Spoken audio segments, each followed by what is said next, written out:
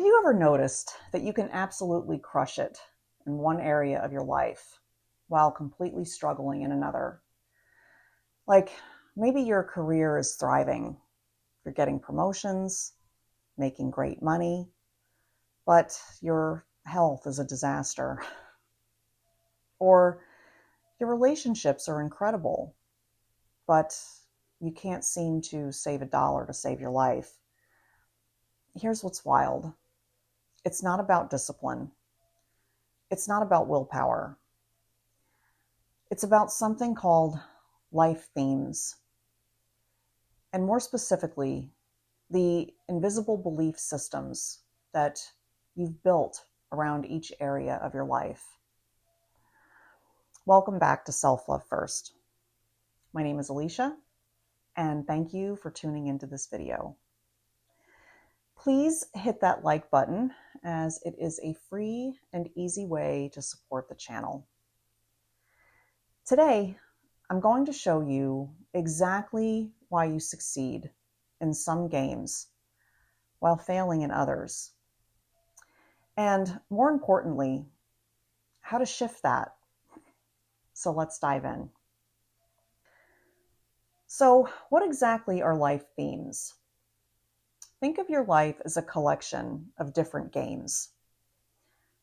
Just like we've categorized the animal kingdom, plants, and social structures, we can categorize human life into distinct areas or distinct games. And here's the thing about games. They each have different rules, different strategies, and different ways to win. Health is one game. It's about nutrition, exercise, and physical capability. The strategies here involve science, biology, and understanding your body. Relationships are a completely different game. This isn't about nutrition. It's about communication, emotional connection, and understanding other people in general. Career is yet another game with its own set of rules. Money is even different from all of these. Spirituality operates on completely different principles. Each of these themes requires different knowledge, different strategies, and different skills. And here's what a lot of people miss. You can have completely contradictory belief systems across your different themes. You might believe that you are safe with people and it's good to trust others in relationships, which makes you successful there. But when it comes to money, you might believe that money comes from ripping people off. And I don't want to be that person. So you sabotage yourself financially while thriving socially. The themes are always there, operating in the background. But certain beliefs stay dormant in one area while being extremely active in another. Now, when we're struggling in a specific life theme, when we're stuck and can't make progress, we need to look inward. We need to examine our viewpoints, our identities, and our belief systems. Because success and struggle, they're not really about external circumstances. They're mentally created constructs based on your expectations. Think about it. Making $1 million could be success for one person and a failure for another. Being around millionaires while making $100,000 a year might make you feel like you're failing. Being around people making $10,000 while you make $100,000 might make you feel wildly successful. So what creates the difference? There's 4 key areas. First is your expectations and your standards. These set up the game. They determine what winning and losing even mean to you. Second is your belief systems. They determine how you should and shouldn't move throughout the game. They are the rules that you've unconsciously adopted.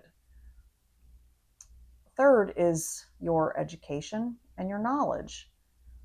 This is what you know about the strategies, what works, what doesn't, or what's possible.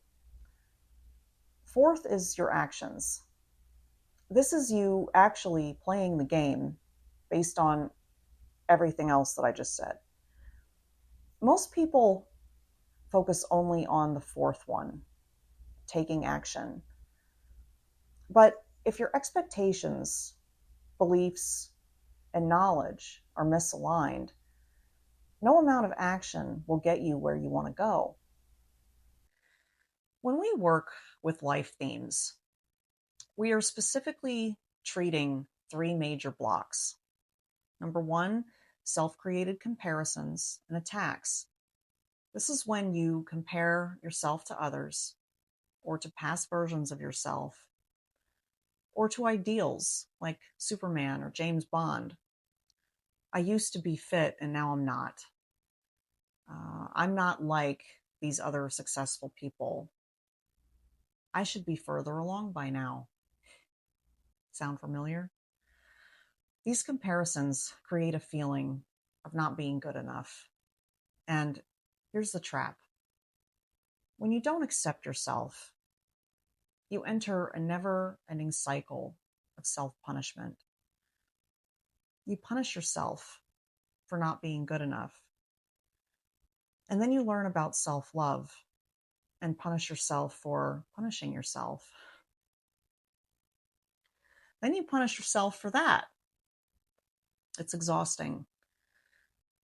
Brian Johnson says something brilliant about this. He said, self-acceptance is a refusal to be in adversarial relationship with yourself. You have to stop attacking yourself. You have to align with who you are right now before you can make clean, clear decisions about where you're going. Number 2 is self-created limitations. These are the I can't statements, when you could easily say, I can. The moments when you feel powerless, when you could feel powerful. Sure, there are physical limitations. Maybe you can't fly or run 60 miles an hour. But most limitations are mental. They're comfort zones we've created based on past experiences. I can't control my eating. I'm just not good with money. I'm not a relationship person. These aren't truths. They're beliefs that you've chosen to adopt. And they make you feel victimized by your circumstances instead of empowered to change them. Number 3 is unintegrated memories. Here's something fascinating. Your mind makes copies of past events and uses them as reference points for current decisions. Let's say you got appearance slammed or shamed in school. That event is over, but your mind copied it, and now you replay it over and over, using it as motivation or as proof that change is impossible. I've tried to change before and couldn't. I've been shamed my whole life. It would be great to be fit, but it's impossible for me. These unintegrated memories from past mistakes or traumas get copied and become the lens through which you see your current reality. Until you integrate them, they'll keep running your decisions. All right, so let's break down the 7 major life themes. I'm going to do this a little differently than other coaches who put spirituality at the top, which I usually do. But I'm starting with the foundation. Level 1, body energy. This is your health, your physical capability, your energy levels. This is foundational because if your body is a disaster, everything else becomes exponentially harder. You can't manage your emotions, relationships, or career if you're constantly exhausted or in pain. Level 2 would be emotions and meaning. This is your mindset, your identities, how you manage your mental state. It's about what you make things mean. If you're deeply depressed and think nothing is worth it, good luck building a career or relationships. This level has to be somewhat stable before you can thrive in other areas. Level 3 is relationships and teamwork. Family, friends, community, working with others. If your relationships are chaotic, managing your time, career, and money becomes much more difficult. Level 4 is time and actions. Project management, following through on intentions, creating habits, actually doing the things that you'll say that you're going to do. Level 5 is career and mission. Your job, your contribution, what you're building in the world. When this is aligned, money often just flows more naturally. And level 6 is money and resources. Money management, earning, saving, and spending. Your relationship with your financial resources. And level 7 is spirituality and transcendence. Morality, your connection to something larger, moving beyond ego and survival mode into contribution and meaning. Now, here's what's important. These aren't completely separate. They're always present. They're always influencing each other. But there is a logical progression. Handle your body, then your emotions become easier. Handle your emotions, and your relationships improve, and so on. You don't have to be perfect on one before moving to the next. But understanding this hierarchy helps you focus your energy where it matters the most. So, how do you actually work with this? Step 1 is identify which theme needs attention. Where are you struggling? Where do you feel stuck? That's your starting point. Step 2 is explore your beliefs consciously. Don't just relax and hope that things change. Actively explore. What do I believe about this area of my life? What are my expectations? Where did these beliefs come from? I struggle with health. It's exhausting. I feel stuck. It would be amazing to solve this, but I don't feel like I can. Notice the beliefs embedded in that statement. Step 3 is identify your specific blocks. Am I comparing myself to others or to my past self? What limitations have I created? What I can't statements am I believing?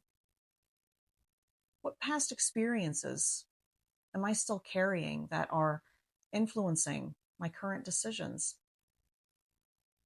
Then neutralize and integrate. Work through these one by one. Accept where you are. Challenge your limitations. Integrate those unintegrated memories so they stop controlling you. Step 5 is decide from a new place. Once you've cleared the blocks, you can make clean decisions. Maybe you realize that you're already doing fine and don't even need to change. Maybe you realize that you need to shift direction entirely. Either way, you're deciding from empowerment, not from unconscious patterns. Here's what I want you to take away from this. You're not broken, and you're not lacking discipline or willpower. You have different belief systems operating in different areas of your life. And when you handle one area, when you truly shift a disempowering belief in one theme, it often ripples into the others. The way you do one thing often reflects the way you do everything. So start with one theme, just one. Pick the area causing you the most struggle right now. Get curious about what you believe there. Stop attacking yourself. Challenge your limitations. Integrate your past. And watch what happens, not just in that area, but across your entire life. This is just one area of many that we explore and treat in my private map sessions for subconscious reprogramming. There is a link in the pinned comment below if you are interested in scheduling a session. If this resonated with you, let me know in the comments which life theme you're working on right now. And if you want more content like this, make sure you're subscribed. As always, until next time, self-love first, always. Thank you for watching. I will see you in the next one. And just to wish everyone out there who is watching this a very Merry Christmas, Happy Hanukkah, or whatever holiday you tend to celebrate, have a very blessed one. Thanks so much, guys. Have a wonderful rest of your day. Take care.